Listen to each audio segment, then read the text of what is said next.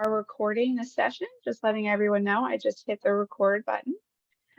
So hi everyone, thank you so much for joining us today to discuss Giannis, the improbable rise of an NBA MVP.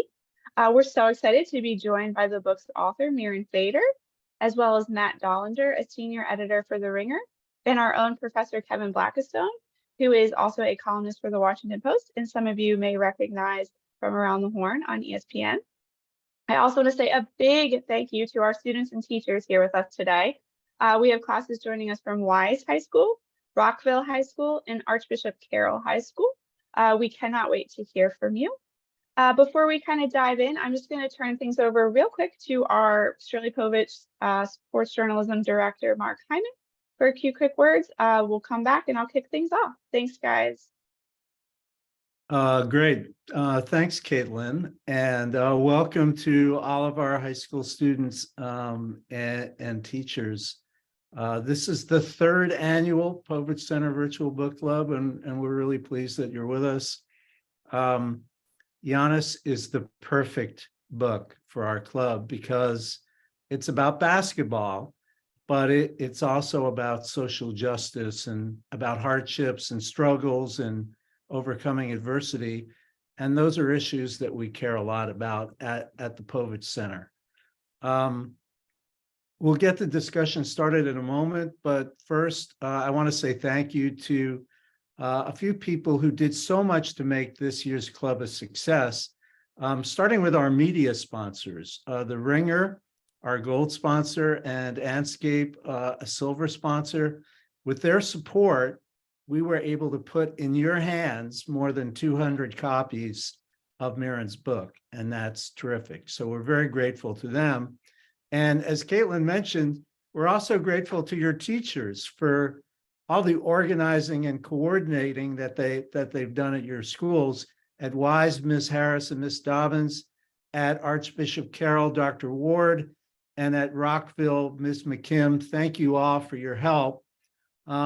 And then I want to say a big thank you to Caitlin, the assistant director of the Povich Center, whom all of the teachers know well. She was really the chief organizer on our end and sent out dozens of emails over the last 6 months and coordinated all of the details. So thank you so much, Caitlin, for all that you did to get us to this day. Now, I want to introduce Brendan Hartlove, who is the program coordinator of recruitment at Merrill College of Journalism at the University of Maryland. And Brendan will welcome you, and I think he may have an invitation for you as well. So Brendan. Thank you, Mark. So I'm Brendan Hartlove. I'm a Merrill College graduate, 2021, so not that long ago. Very involved with the Povich Center, sports broadcasting, and all of that. And I loved my time at Merrill College so much that now my job is getting to tell people how great Merrill College is, which is truly one of the biggest joys for me. So I'm not going to take too much of your time. I just kind of wanted to let you guys know about Merrill College and how you can come and visit us. We're one of the top journalism schools in the country. We do really cool things like this, where you're about to talk to some really amazing people. And this is not a one-off kind of thing. Merrill College is ripe with those kinds of experiences for our students. You get hands-on experience doing actual journalism. We're not making you sit and read textbooks all day. You're actually going out and producing news, which is kind of rare when it comes to journalism schools and things like that. So I know for some of you, you might be sitting there and like, oh, it's just kind of an interest. It's maybe something you think is kind of cool, but you don't actually see it being long-term. It can be long-term. It is a very, very fun profession. I know many people on this call can attest to that. It is kind of one of the only careers where you wake up every day having absolutely no idea what you're going to do. And that's kind of exciting. So you can look on our website. We have a page for undergraduate admissions and all that. You can come and request a tour. I would love to show you around Knight Hall, our beautiful facilities, in our Capital News Service TV studios. You can request more information. We would love to have you guys come visit, even if it's just a passing interest in journalism. Maybe we can win you over kind of thing. So you're not committing to anything by just stopping by and taking a look around, or emailing me with any questions. If you're just kind of looking to learn a little bit more or get in touch with people who kind of have had similar experiences. So if you're in any of these high school classrooms right now and you're thinking about I might want to apply to the University of Maryland. I might want to do journalism. Please, please, please reach out. We would love to have you. Again, you can request tours on our website. You can request more information on our website. We're going to start up a series where you can actually just have one-on-one Zoom conversations with some of our Merrill College students, so you can get very honest conversation there. Some of our faculty, have offered to do one-on-ones as well. So again, even if it's just a hint of an interest, reach out to us. We'd love to talk to you about it and see if journalism is for you. So I yield my time, and I am going to have to run, but my email is on the website. Mark and Caitlin both have it as well. So if you have any questions, teachers, students, whomever, please reach out, and I would love to talk to you guys. So Mark, Caitlin, thank you so much for having me today. Great. Thank you so much, Brendan. And teachers, at the end of this, I will follow up with Brendan's contact information with all the links that he asked about. And if any of your students have questions, they can get in contact with us. So thank you. And it looks like we have some more students joining us. Hi guys, everyone, you look great. So we're going to go ahead and get things going with our discussion. I'm going to turn things over to Professor Kevin Blackistone for a little bit. We'll lead a little bit of a discussion with our panelists, and then we are going to open it up to you guys. We can't wait to hear your questions, your thoughts. Everybody's here to hear what you guys have to say and answer your questions. So Professor Blackistone, you want to take us away?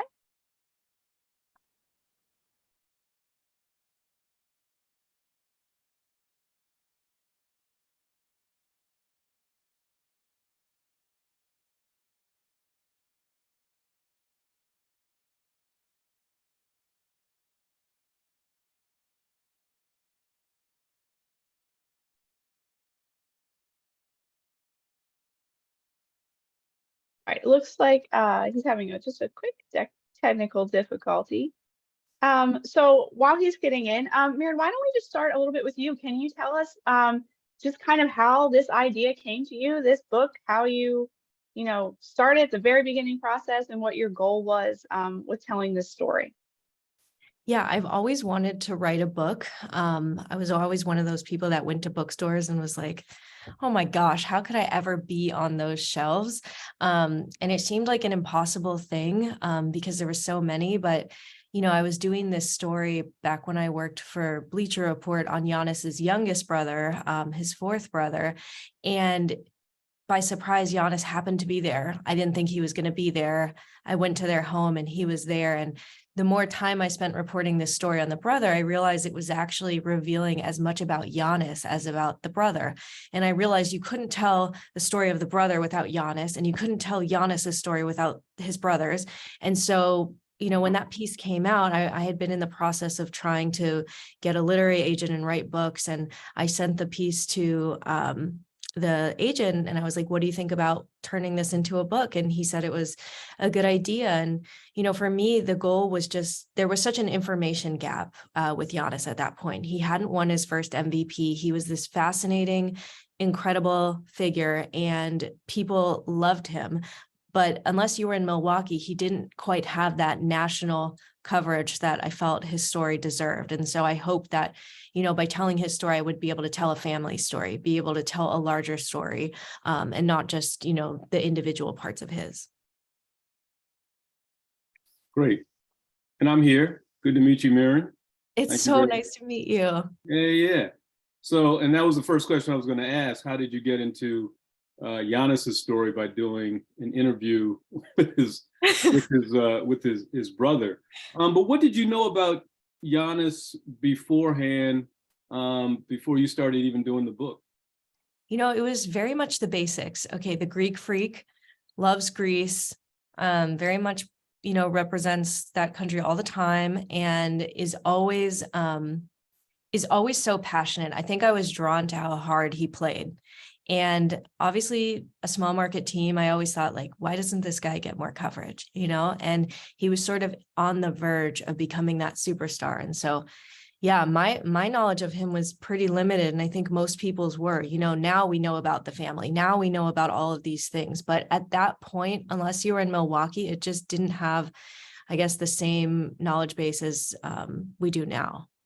And I'm sure many of the students don't know, but you were a college basketball player, so you had an affinity for his for this sport that he's pursued and has become one of the best on the planet at playing.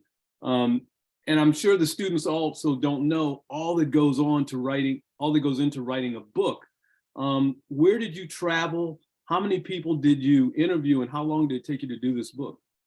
Yes, books. I think people think writing a book and, they think you're just sitting there and you're like, all right, let me just write the next chapter.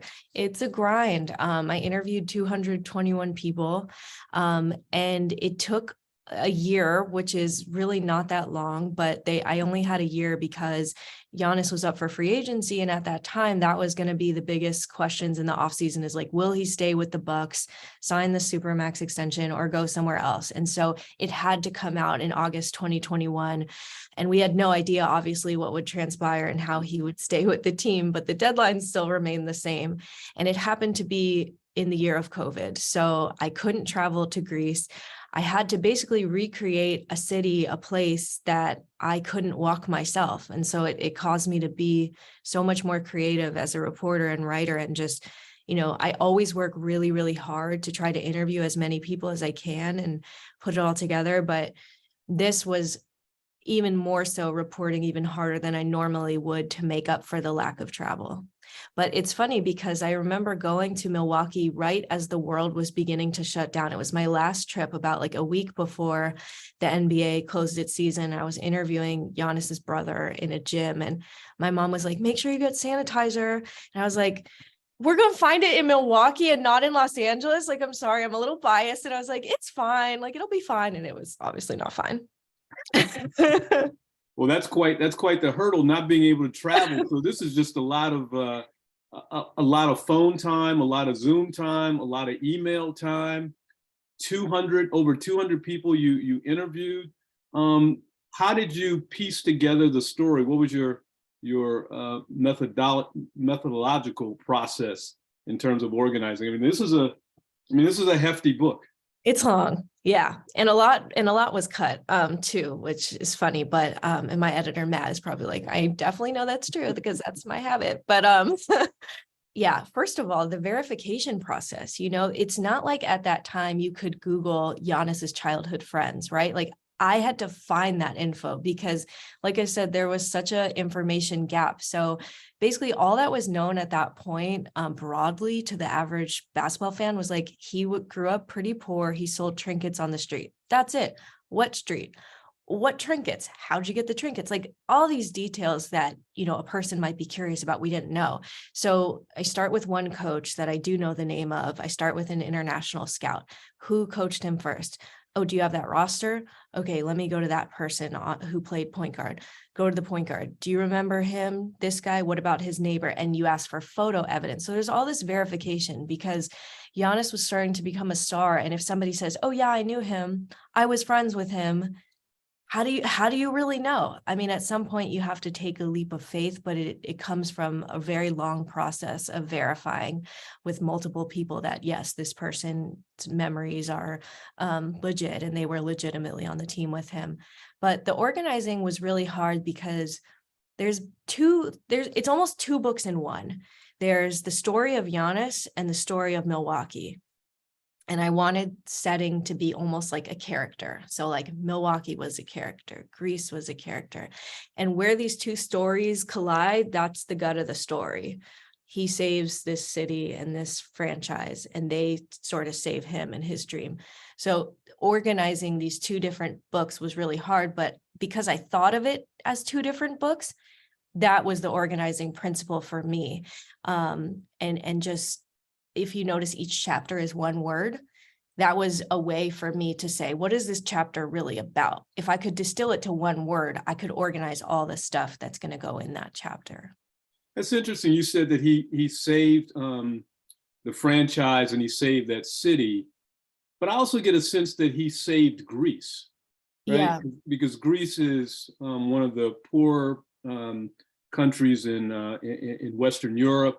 And we know how he was treated and his family was treated as being immigrants from Nigeria in that country. Yet he never distanced himself from Greece. He has wrapped himself in that flag. Was that surprising to you, or was that something you expected? I don't think it was surprising to me because I mean, to take a further step back at that time, when I was writing this, the narrative was about, okay, look at all these amazing neighbors and white people that helped him, right? And it discounted the immigrant experience, and it didn't talk about actually he was not accepted. Actually, he didn't get birthright citizenship. Actually, they dragged their feet on granting him that. And it was only till this other team from Spain that came calling did they say, oh, okay, we'll give you your papers.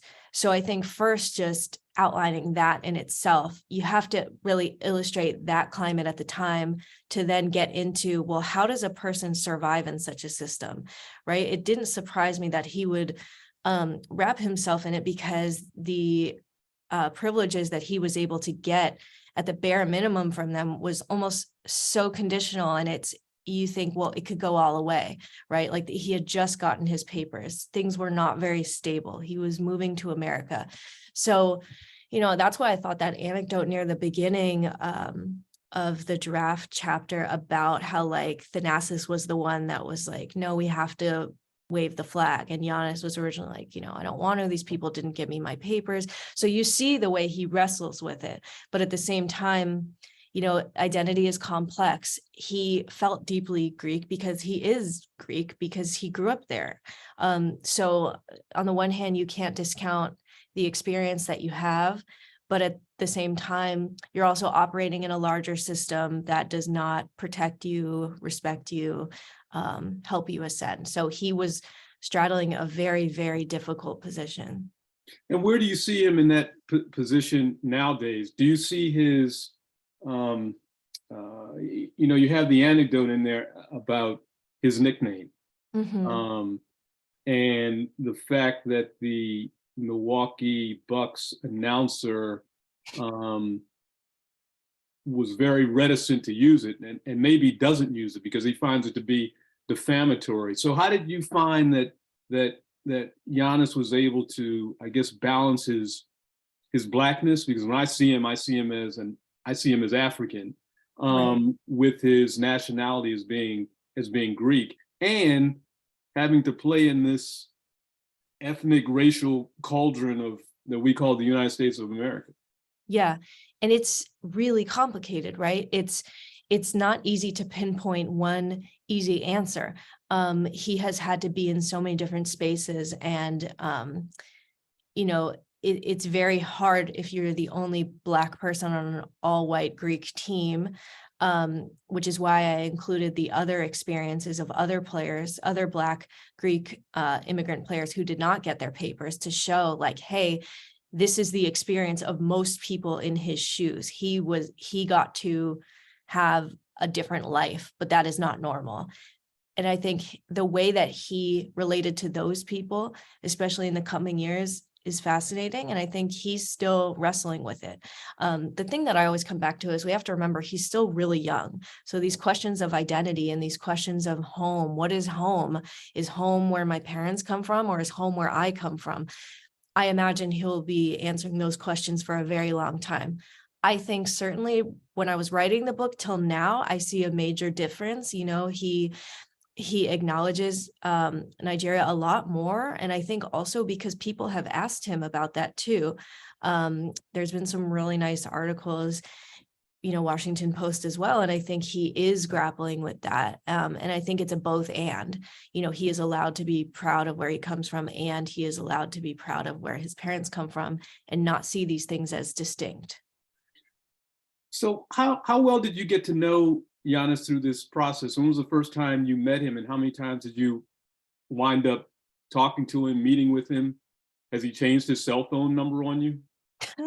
It's funny because when I like I said, when I did this story, I genuinely did not think he was going to be there. And then I go in the house and he's like in the kitchen cutting fruit, like us normal people, living life. And I'm just like, also, I'm really short. I'm 5 feet. And I'm just like, oh my God, like Giannis is in the kitchen. And so I ended up spending the whole day with him and the family. And, it was actually his mom that said, like, okay, brought me to him and said, like, talk to her. I had interviewed the mom on the couch at the facility, and she doesn't really give many interviews at all. And so I think her steering me to him that day was really important.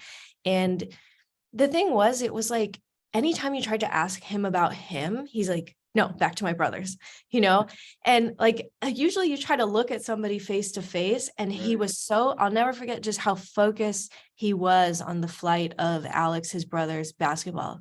Like, he was tracking it. Like, he was just going through each one. And he said, like, I'm more nervous for his games than I am at the Eastern Conference Finals. And at first I was like, that is ridiculous. But then he was really serious. And the more I got to talk with the brothers, the more I understood that.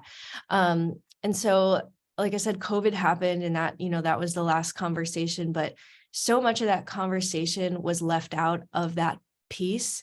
And it really informed the book, because, like I said, I felt like the story is not about the individual, it's about the community. And that interview would inform the secondary interviews I'd have with his brothers for the book. And yeah, I don't know. I think he's such an interesting person. Like, when they say he's humble, when they say he's grateful, like, it's not hyperbole. Like, it's very, very, very genuine. Interesting. So in dealing with the family, how long did it take you to earn their trust? And in earning that trust, what were some of the things that they may have revealed to you about themselves or about Giannis that kind of surprised you?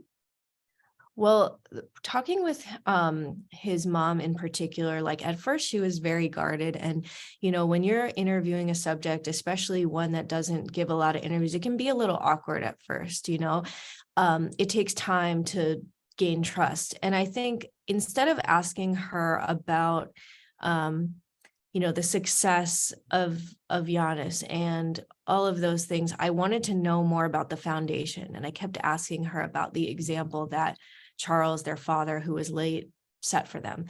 And I noticed midway through the interview, like maybe 40 minutes in, she was inching a little bit closer on the couch, and she offered me an Altoid.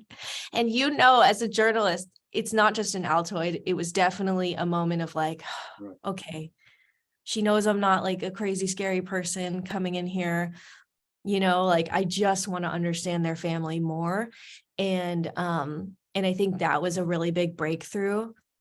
And she revealed something that is in the book about how, like, she worked in these really big offices in Nigeria. She was an educated, driven person. She had a lot of success. And then she comes to Greece, and it's like, they don't care.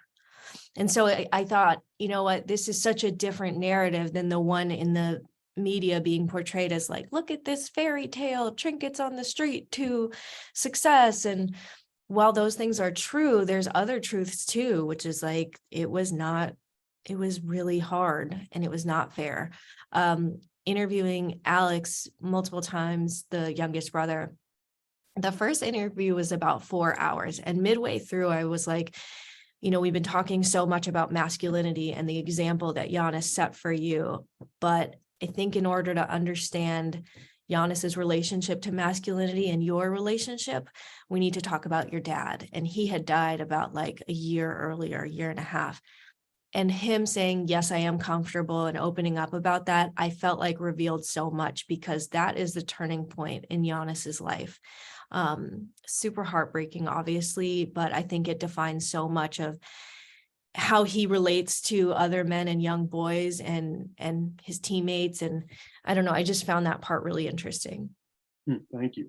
Kevin, if I could just jump in real quick. I wanted to talk a little bit to Matt too, as well, about kind of the editing process. I know Mirin mentioned you had cut a lot from the book, and I know you also oversee all of the Ringer's NBA coverage, if I'm correct.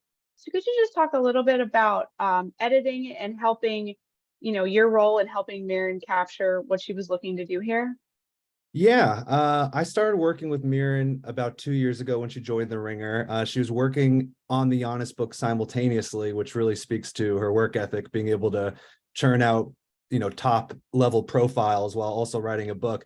I did not actually edit the book. She had a different book editor, but just having dealt with Mirin's copy very often, there's definitely a kind of a habit of filing long and trying to distill it down to what's most interesting.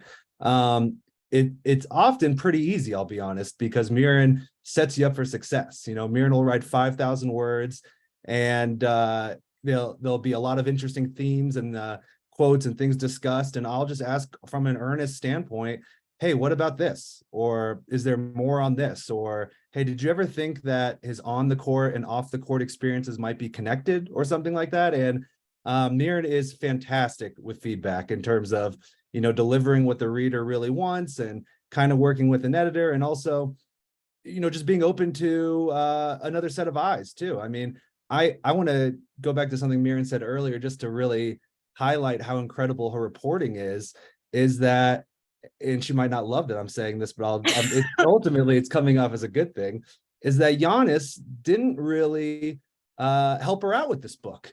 There was the initial interview, but maybe Giannis had a project he wanted to work on his own on the side. Maybe he wanted to tell his story his own way with a deal one day. But Mirin told this story through the Giannis community, which is incredible, because it's one thing to get the story from Giannis and then relay it. It's another to have to talk to everybody in his life and tell the story of Giannis. And it's actually probably a much more comprehensive and interesting way of doing it, because you get all these different tidbits and angles and perspectives of Giannis's rise. So, when a writer like Mirin interviews 200 different subjects, the hard part is then just distilling down to what's the most interesting and what do we leave out. And sometimes that's really hard. We're working on a story right now on Zach Edey, Purdue's big center that's going to run tomorrow.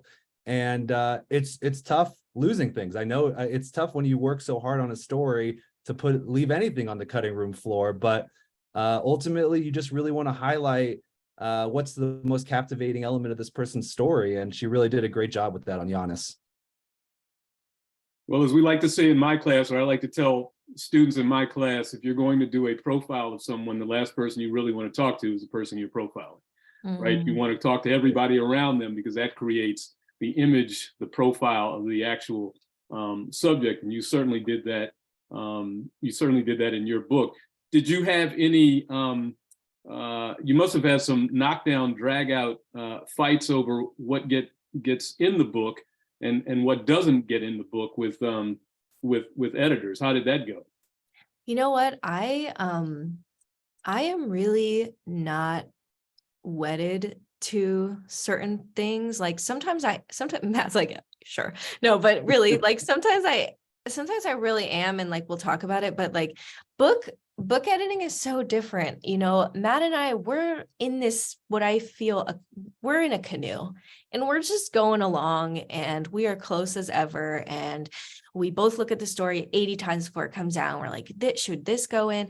Book writing, surprisingly, was so different. Like your editor is very hands-off. I really liked my editor, loved Hachette, loved him, but it's not the same day-to-day thing. I think the battles were more so me. Like I really didn't go out much at all in COVID the first year. And I've never written a book before. And so it was very like trial by fire. I don't know how to do this. And you learn by doing it. And so I bring that up to say there were times I'd read it and I would say, you know what?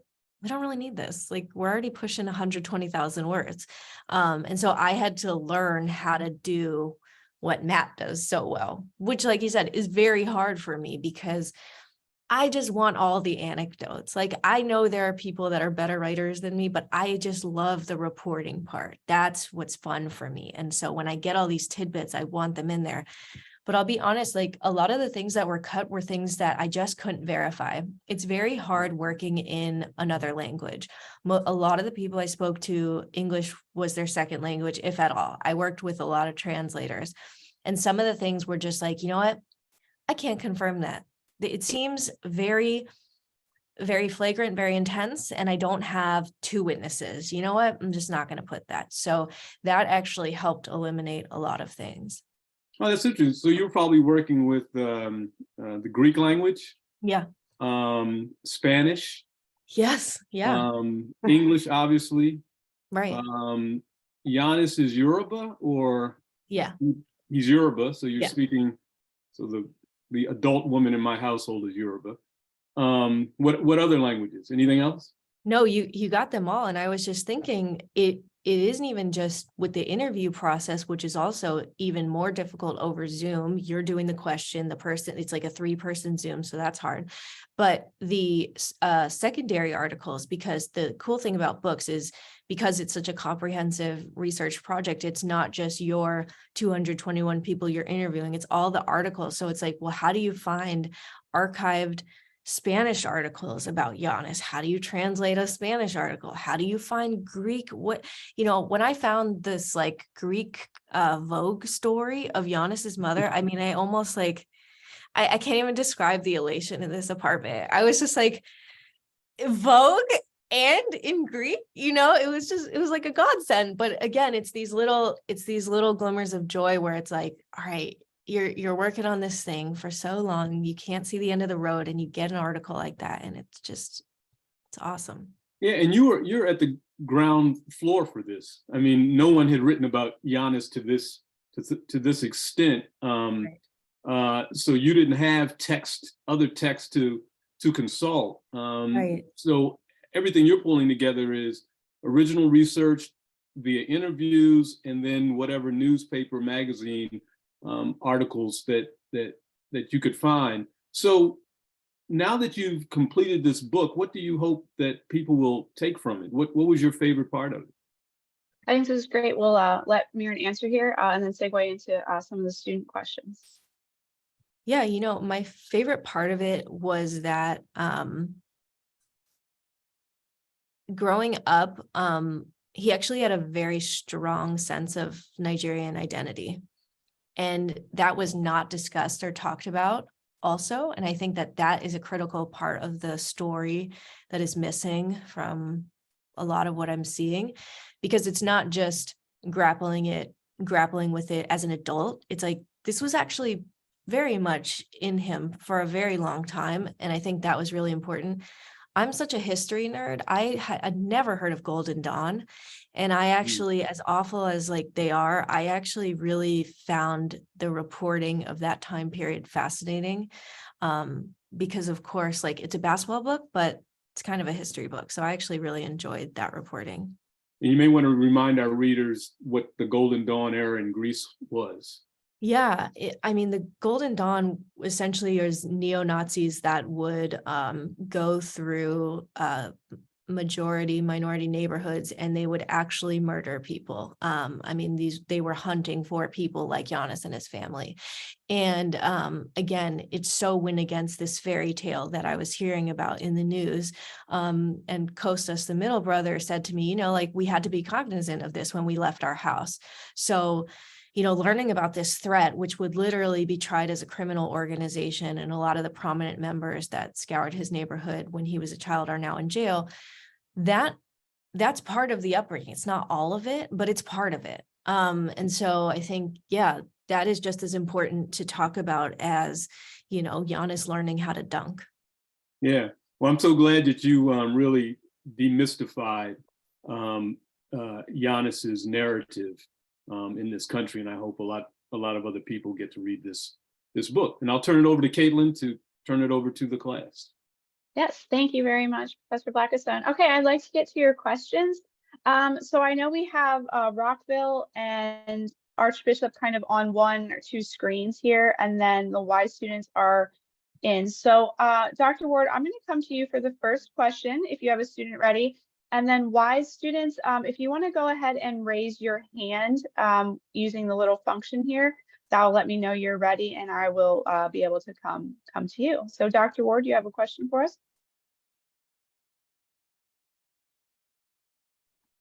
Hi, good afternoon or good morning, everyone. Thank you, Mirin, for writing such a wonderful story about Giannis. And we have lots of students here with questions. Before we get started, one of our students wanted to know, Mirin, do you speak the language of Nigerian? I don't. I actually had to consult a lot of people for this. This was like again, the theme of community, it was like, okay, who do I know in my network that can help with this? So fortunately, it did have help. Okay, so our first student is Zenaria Dubose. Zenaria? Good morning. We know from the book, Giannis faced many obstacles in his career. What obstacle you all have connected to and why? Connected to me, Yes. I just love this idea of not being good enough. You know, he gets there and he's very talented, but his body isn't where it needs to be. And I think for me, being a short person in basketball, like obviously me and Giannis are on opposite ends of the spectrum, I always felt like I had to prove myself. And I always felt like I was, you know, not good enough, not tall enough, not whatever enough. And I just love his determination that was like, no matter how skinny I am, no matter how little playing time I get, I'm going to prove that I belong. And the work ethic, that's what really got me. And that's what really made me want to cover him, because it's like, okay, there are people more talented, but nobody's going to work harder than him. And that was something that I tried to adopt really early on in my career too. Great. Okay. We have one more question. Okay. Come on, Bob. Hello. I'm Ms. Fader. I'm Bob. And my question is, as you spent time with Giannis, talked with him, dug deep into his story, what is one thing you would take away from his journey that you would want us to learn to be successful in our own lives? Respecting your parents. When you hear him talk about his parents, it's a reverence that is just so refreshing. And it's not just oh, I love my mom, I love my dad. It's being able to cite specific examples of their character. Like he just came up with a foundation recently named after his father, and you can just see the lessons that he learned from his parents. Like he takes those with him every day. So I would say, you know, it's not just lip service. It's actually, who are your parents and what have they been through and what lessons can they teach you? I think he really embodies that. Thank you. Great. Thank you. I see we have a hand up in Rockville. So we'll go to you guys. Dr. Ward will definitely come back. And wise students, please start raising your hands. We'll come to you next. Rockville.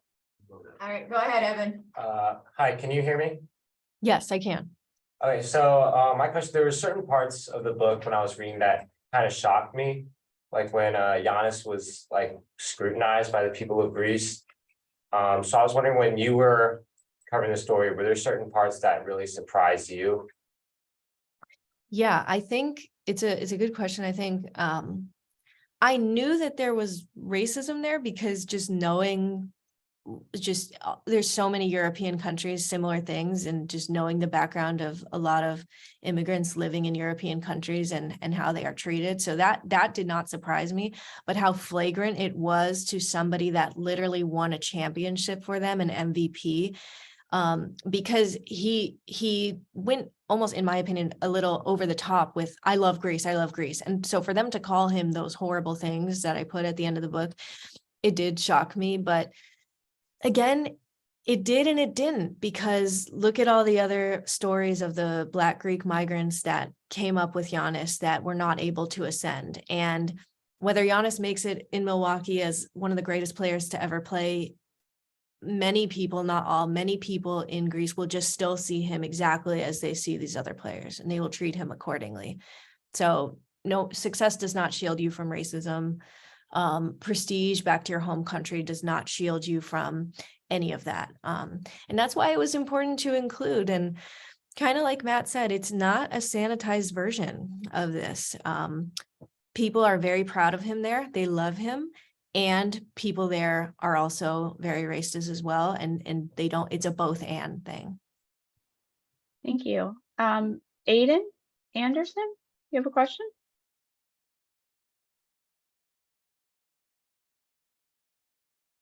Go ahead, Aiden.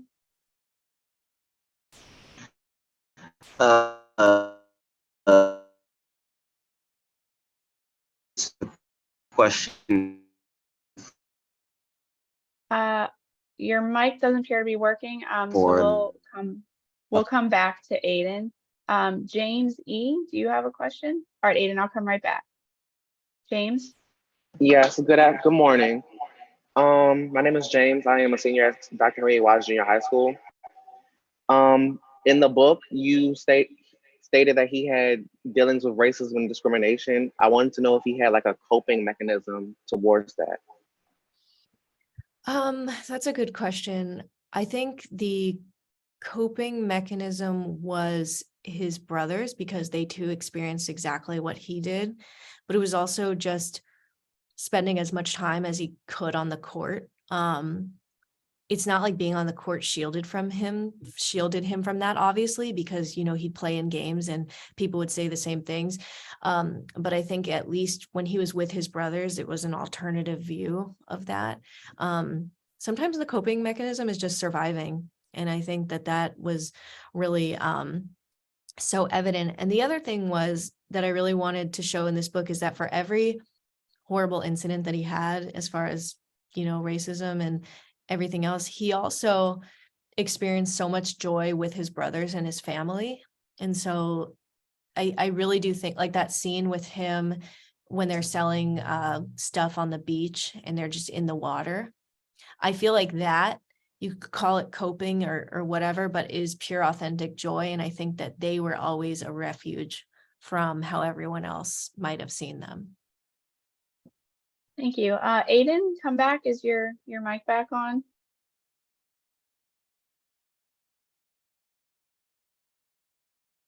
Aiden. Okay, still some issues there. Let's come to my microphone. Aiden, come to me. Okay. Okay, perfect.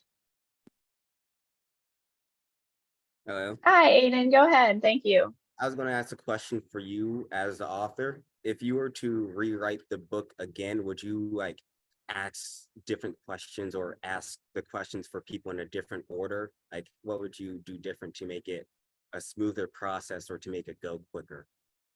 I love this question. I think about it all the time. I think it wouldn't be in the reporting, but it would be more so in the writing. You know, I feel like I'm still figuring out my voice as a writer. I'm a work in progress. Like I'm young, I'm trying to figure it out. And I feel like sometimes when I fall in love with an anecdote, I overwrite it or I overemphasize it. And sometimes I like to do callbacks to said anecdote. And I think if I could do it over, I would probably scan it one more time, even though I wrote 5 different versions of this book and tried really, really hard to make each version better than the other, to just watch out for that. You know, you always wish you were a better writer. Like I don't regret any part of the reporting, but the writing is like one of those things where you're like, oh, I could have nailed that sentence better. I could have did this better. So I think that would be it for me. Okay, I hope I get this name right. I apologize in advance. Shakira Day? Yes, you are correct. All right. First off, very big fan of your work. I really like the articles you write. Very descriptive. Has a lot of emotion. I can really connect myself to the player. But as for the question, I wanted to ask, do you think because of the vulnerability that Giannis showed when displaying his emotion towards the game, do you think that you see it more often now since he was so afraid to show his emotions on the court and his dedication to basketball? Do you think you see more of that now? Yeah, no, first of all, thank you for what you said. I really appreciate that. I do think I see it more now. And it's funny because I was thinking about that, the crying scene and how like, you know, he wasn't taught that was somehow not okay. And then comes to America and is like, oh, wait, boys aren't allowed to cry. I think what you're seeing is somebody just very comfortable in his masculinity. And I don't know if it's, you know, I'm not a parent, but I don't know if it's because, you know, he's had children, he's married now, and that adds a further layer of like, hey, it's okay to show vulnerability. I think this is just my opinion. I think the passing of his father really allowed him to access that vulnerability even more because he was forced to. And so I think he's showing it so much more to other people. And it's not just, I think, in terms of emotion, but in joy. Like he's so much more free. Like he'll just at the All-Star, just dance around, and he's just not afraid to be himself. And you look at clips, rookie year, sophomore year, a little more timid, a little more trying to figure himself out. And I think he's grown so much in vulnerability. And part of that is because he's now an example. So yeah, I love that part of him. Good question. I want to go back to Rockville, and then we can go back to Dr. Ward again if there's another Carroll student. Then I'll return to the hand raises. So Rockville. All right. Hi, my name is Mac. I'm a senior. How are you doing, Mirin? I'm good. How are you? Thanks Well, for if I call coming. you Mirin. That works. Okay. What was the favorite interview that you did? My favorite interview was with Alex, because the youngest brother, because if you're talking about a larger than life figure, such as Giannis, there's nobody that sees him as more of this mythical, larger than life figure as the younger brother, right? Anyone's older brother, whether they make the NBA or not, that's your hero. That's who you want to be like. And so I actually learned the most about Giannis through Alex. Those Skype Zooms of Giannis in his little, jacket, being cold in Milwaukee, doing, those FaceTimes with Alex, that was an anecdote that really taught you so much. And Alex was the one who said, yeah, he wanted to go home. He wanted to quit. I didn't know that. Nobody knew that. I had no idea he was so lost and lonely. So I just think Alex was so informative in every interview I had with him. Okay, Dr. Ward and our Carroll students, do y'all have another question? Yes, we do. My name is Diego Chapman, and I am a junior in the advanced media program. My question is, in chapter 9, the book mentions Giannis carrying around a black notebook. Does he still use it to this day? Can you repeat the last part? I didn't hear it. The book mentions Giannis carrying a black notebook. Does he still use it to this day? This question is so awesome. Thank you for that. Yes. And I forgot about that. That is one of my favorite anecdotes in the book, because also I'm biased. I'm a writer. We all have a little notebook. I have my purse notebook, my gym notebook, my bed notebook, but yes, he does. And I think it speaks so much to the introspective quality that he has. And it reminded me of the previous question of somebody said, what lessons can we learn? I said, admire the parents, but I think the journal is such a lesson, right? Constantly chart your progress, whatever you're trying to do. I love that he did that. And and the best part was he was saving this advice for his brothers. It's not just how can I get wisdom to better myself? He's like, oh, I can give this to someone else. So I'm a fan of notebooks. Thank you for that. Okay, we have one other question, Clyde.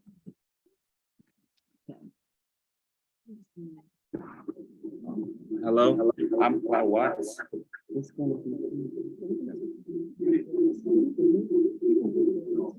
You have your question? Go ahead. That's fine. Go ahead. I'm Clyde Watts for the Gym Advanced Media. It's not me. Clyde Watts for the Gym Advanced. He's talking from my laptop, guys. They can hear him. I can hear you. Okay. So my question was, what touched your heart most about Giannis' struggle his struggle to glory to fame? Basically him coming up and becoming famous now and a huge icon into our community. What touched your heart most from his story? Great question. The Oreo anecdote. So he got the Oreo sponsorship after the book came out. So now everyone knows that the Oreo thing is a thing. But when I came across the Oreo anecdote, which is basically he was so used to not having that, when he finally came to America and he had money and he had these Oreos in his home, there was this staffer that came over and he was hungry because he was there all day with Giannis helping him install some cable thing. He takes some Oreos, doesn't think anything of it. And the next day Giannis is like, dude, did you take my Oreos? I noticed X number was missing. When I heard that, it really kind of broke my heart, because of course he counts his Oreos, right? It gives you such a sense of instead of saying, as a journalist, you want to show, not tell. Instead of saying he felt insecure all the time about what he had, you show, hey, there's a cookie jar, and something as minor as an Oreo actually is a big deal to him. The other one was the story that it started on, the skateboard, because I started with that because I wanted the reader to know that no matter how hard things were, they had so much joy. So even though they had to lift a fridge on a skateboard, how did the skateboard not break to this day? I don't know. That they were laughing when they arrived there. Like, you don't know any different because your life is your life. You don't think, well, I'm poor until you become older. You're just like, well, this is the situation. We've got to move the fridge to here to there. So I think it just really touched me, those two anecdotes. Oh, Miss So Fady. not tell. That's great. Yeah. Well, one last question, to you, Mirin. When you talked about, Oh, sorry, I lost You muted yourself. you. Okay, now I. okay, when you talked about Greece and you said you couldn't go there because of the pandemic. Imagination is something that I teach to my students all the time. And so when you were talking about not being able to go, how much of your imagination did you have to employ? I love this question because it's all I thought about. It's literally all I thought about all the time. And, you know, I would literally close my eyes and picture my feet walking. And I hired a research assistant. He would give me like videos of all the places I asked him to record. And I would just picture like, what if I was there? What would I notice? You know, asking questions like, what did the church smell like? And I think you can get the details literally from another person, but some part of you also has to create. Some part of you has to imagine what it's like.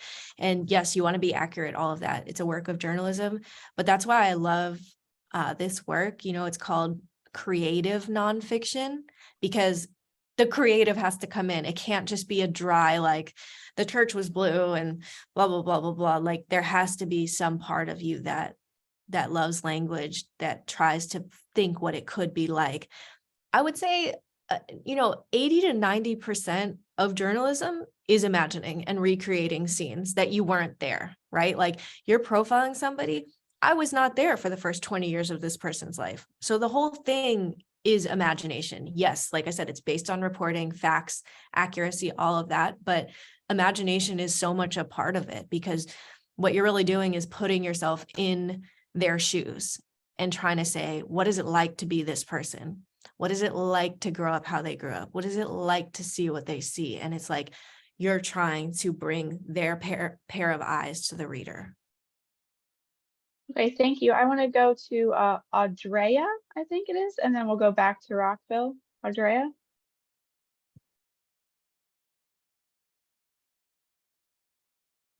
Okay, Rockville, we'll come to you, see if Audrea joins us. Rockville, you guys have a question? Okay, hello, my name is Griffin, and my question is, so earlier you were talking about how some parts of the novel you had to cut out because you couldn't like fact check it or like you weren't 100% sure it was true. Were there parts of the story like you knew were true but still decided to cut out for just general flow? Yeah, definitely. Also a lot of I know much was made about Coach Jason Kidd and all of that, and there was much more, but again, it was true, but you didn't want that part to take more space than it needed to. Like in a book, every person is a character, right? The first person that coaches Giannis is a character. His brother is a character. The guy at the grocery store is a character, but they all serve a purpose, but you don't want to overemphasize a person's role or underemphasize a person's role. It's that sweet spot. So some of what I cut was just like, you know what, this is a little much. Like it doesn't need to be here, but it's all subjective, like one editor might say, wow, I love that anecdote, keep it in. Another one might be like, you know what, I just don't think that reinforces your theme hard enough. Do you have another one? Some of it is subjective. Like I said, I wrote this book 5 different ways. Who's to say one was better than the other? It's, some of it's subjective. So a book, it's funny because people think you have unlimited space, but really, if you are going to make somebody get to page 300, it has to be pretty succinct, and if they don't like it after page 20, 30, they're going to give up. So you have to be super intentional about only including the best stuff, even if true parts are left out. Thank you. I think we have time for about, we'll do maybe two more. Jalen, are you there, Jalen? Hello, hello. Hi, Jalen, go ahead. I'm Jalen Glasgow. I'm a junior at Dr. Henry Wise.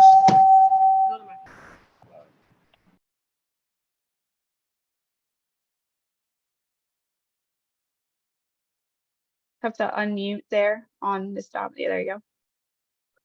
I'm a junior at Dr. Henry Wise. My name is Jalen Glasgow. And my question is for Mirin as the author. What was your most, what was the part you wrote in the book that made you sympathize most with Giannis? Like you related the most to it? I just thought that chapter, Lonely, where he's so he misses his parents and he wants to go home. I just felt like that was such a human thing, you know.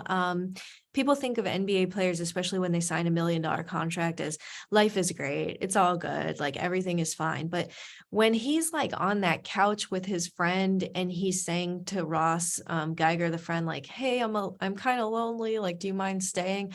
I just felt like who among us has not felt so distraught to where like you don't want to be in a room by yourself. And it's moments like that where I was just like, this guy is special, you know, and he's not afraid to admit those moments of loneliness, which is a universal, you know, feeling and emotion that we all experience. And I think the more things like that I learned about him, the more I was just like, wow, basketball is fascinating what he does, right? The book could just be about basketball and be very, very interesting.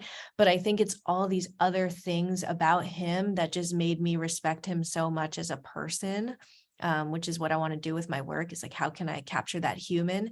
And I just found him to be so genuine. Thank you. Okay, thank you. I think we'll head to Rockville for our last question here. Rockville, go ahead.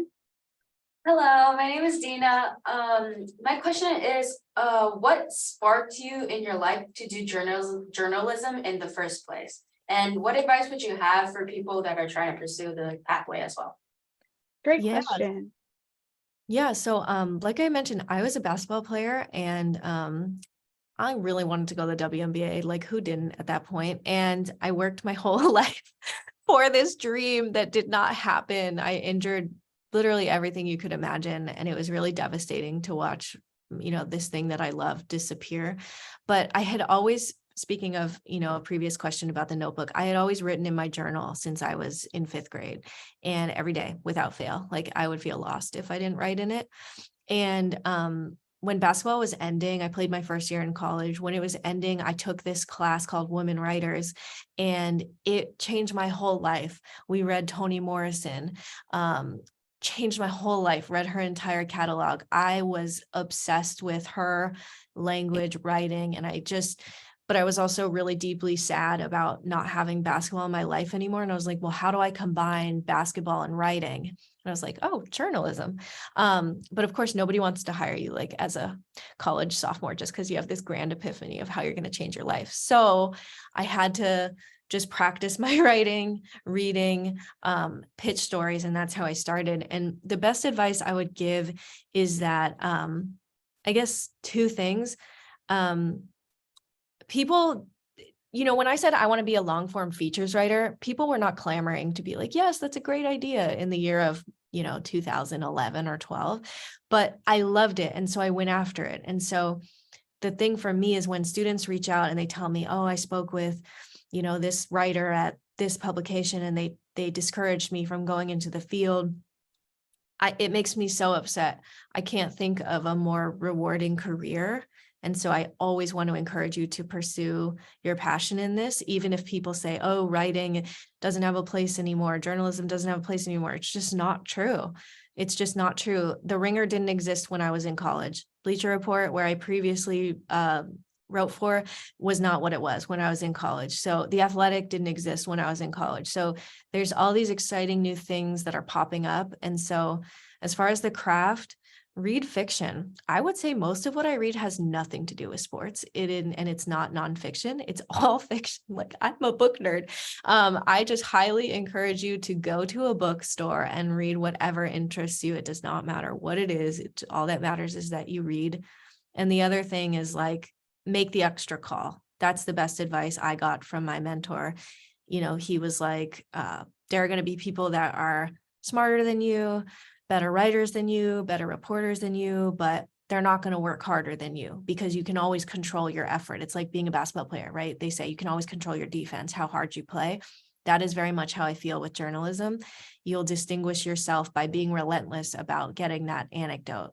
You know, with this Zach Edey story that my editor mentioned, like I was exhausted. We had like 2 other features over the last 2 weeks. And I heard that there was this post coach at his high school. And originally I wasn't supposed to interview him. Nobody had ever mentioned him. But when one of the interviews mentioned him, I just thought, well, let me go find that guy. He might have a story. And it turned out he did. So you're never going to regret making that extra call because it's always going to lead somewhere super interesting. Great. Thank you very much. I know we're up on time, but Matt, I just wanted to come to you real quick too. Could you briefly tell us just how you yourself got into journalism too? Yeah, I grew up in Indiana around a lot of basketball, and much like Mirin, I'm not the tallest human being, but no, I just always wanted to be around the game as much as possible. You know, it's never felt, you know, even on Mirin and I's hardest days, it still doesn't feel like a real job. You're covering what you love, you're getting to tell the stories you want to tell, and it's just an awesome way to have stayed connected to sports. I've been able to see things in arenas and on football fields and things like that that most people would pay, you know, thousands of dollars to do. And the fact that it's our job and then we get to do this every day has always just been really rewarding. Okay, thank you so much. Before we wrap up, I just wanted to check in. Mark, did you have anything you wanted to add? No, I just wanted to say briefly that, you know, of course, for the students, it's wonderful and exciting to be able to talk to professional journalists, and in this case, particularly Mirin, since it's her book. But I think the panelists would agree that we get such joy from talking to students about the work that we do. So I want to thank all of the students and just remind you that the book club really relies on you, your great questions, and your careful reading of the book. So I think we all had a great time. Yes, so thank you all so much for joining us. Thank you to Kevin, Marin, and Matt. Thank you to the teachers. Thank you to the students. If you enjoyed this is just a small glimpse of what Merrill College and the Povich Center has to offer. The world of journalism and sports journalism is exciting. There's a place for you in it. And if you are interested in joining us here at Merrill, I will be following up with your teachers and with information. Teachers, please feel free to give my email to your students. We want to hear from you. It's a great place to be. Thank you so much. So many great questions here. A lot of future reporters in this group. So thank you all. Good work today. Thank you to our panelists. Thank you, guys. Thank you so much. This was Thank so fun. you. Good luck, everyone.